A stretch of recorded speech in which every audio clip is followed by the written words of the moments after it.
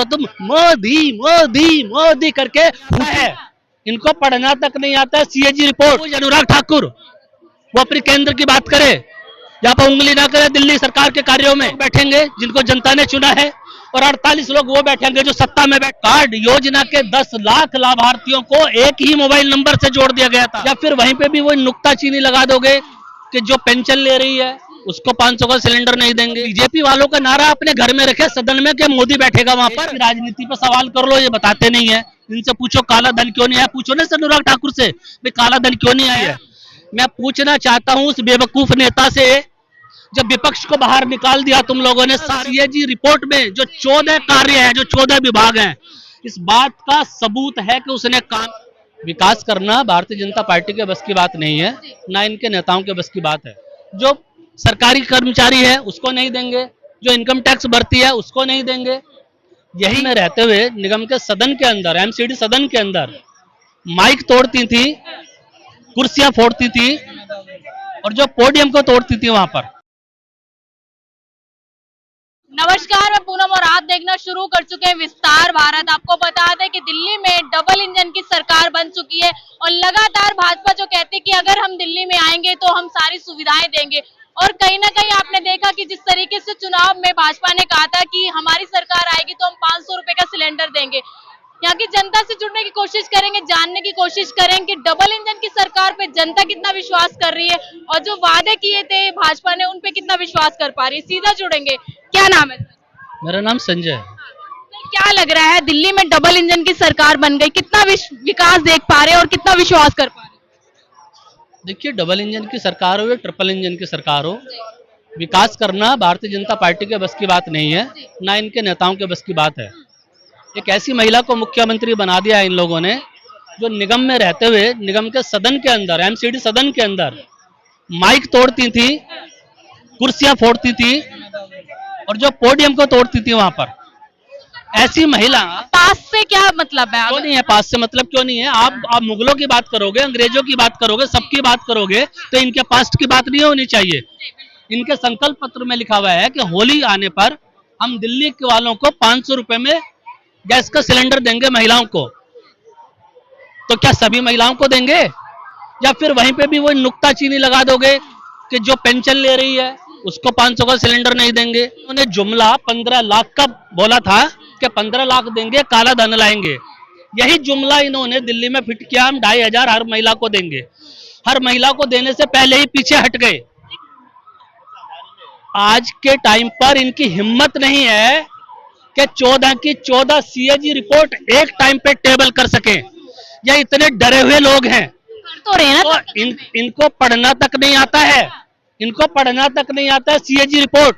और चला रहे हैं बीजेपी सरकार, देश चला रही है, भूल गए लग रहा है। अगर ये देश चला रहे हैं तो वो सीएजी रिपोर्ट कहां पर है जिसमें आयुष्मान कार्ड योजना के 10 लाख लाभार्थियों को एक ही मोबाइल नंबर से जोड़ दिया गया था। ये वाली बात भी तो सीएजी नहीं उठाई थी। कहां है वो सीएजी रिपोर्ट? वो लोकसभा में क्यों नहीं सदन के पटल पर रखी गई? बताए ना प्रधानमंत्री जी इस चीज को।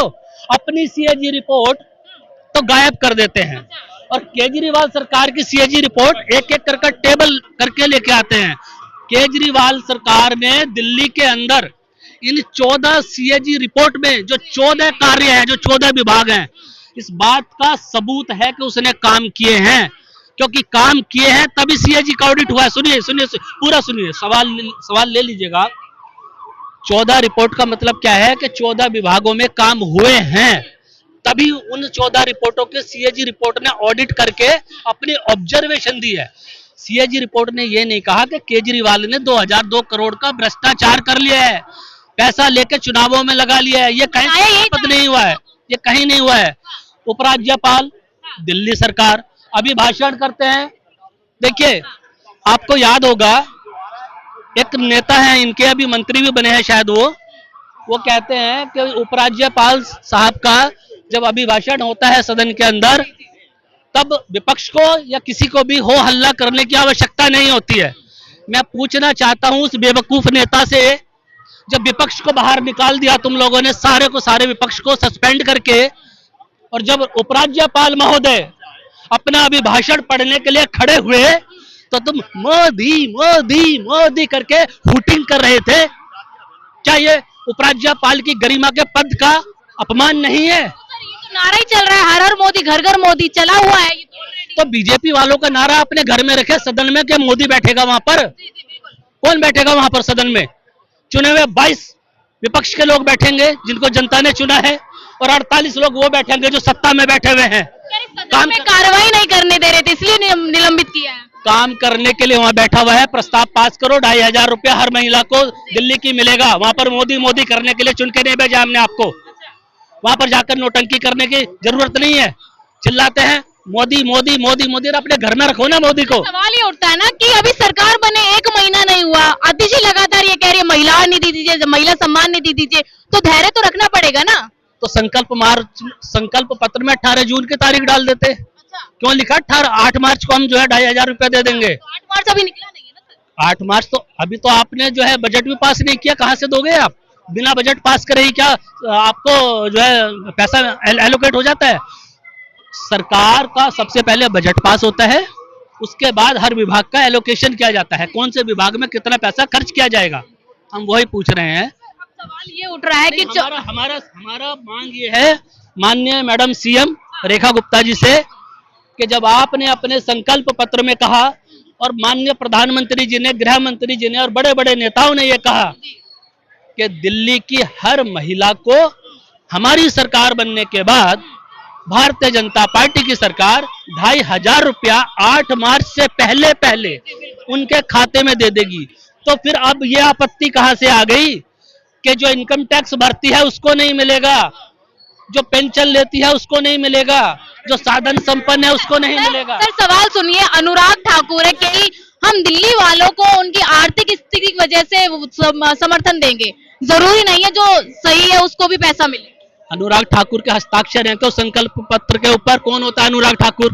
मंत्री है। मंत्री होने से क्या होता है? दिल्ली सरकार में क्या रोल है उसका, आप बताइए ना। दिल्ली सरकार का मैनिफेस्टो दिल्ली प्रदेश अध्यक्ष जारी करते हैं, उनकी जिम्मेवारी है। Who is Anurag Thakur? वो अपने केंद्र की बात करे, यहाँ पर उंगली ना करे दिल्ली सरकार के कार्यों में, अपने कार्यालय को संभाले वहां पर जाके। बीजेपी के नेता है, क्या दिक्कत है? अगर होता है तो बीजेपी इसको नेता बना देती, मंत्री बना देती, इसको मंत्री भी नहीं बनाया है इस बार। समझ रहे हो आप बात को? तो ऐसे बहुत सारे लोग आएंगे, ऐसे चपड़गंजू बहुत आएंगे अभी निकल के। अभी तो बरसात आने दो, बरसात में से मेंढक निकल के आते हैं ना, ये पुदक के, ये सारे आएंगे।